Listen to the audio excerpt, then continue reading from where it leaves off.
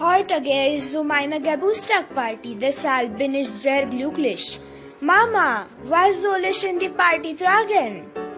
Trägst was, du möchtest. Okay, aber du musst mir helfen.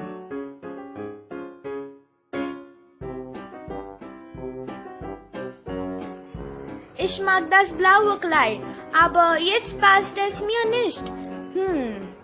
Der rosa Rock und die gelbe Bluse sehen gut zusammen aus. Ach nein, aber ich habe keinen passenden Schmuck. Das schwarze Kleid ist nicht gut für eine Party. Und ich habe das orangefarbene Kleid oft getragen. Und mag ich das gelbe Outfit jetzt nicht. Zoe, wähl schnell ein Kleid bitte. Okay.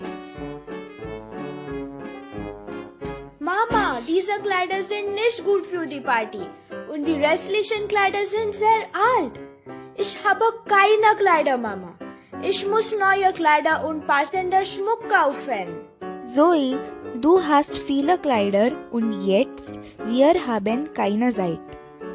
Träg das grüne Kleid und die passenden Ohrringe.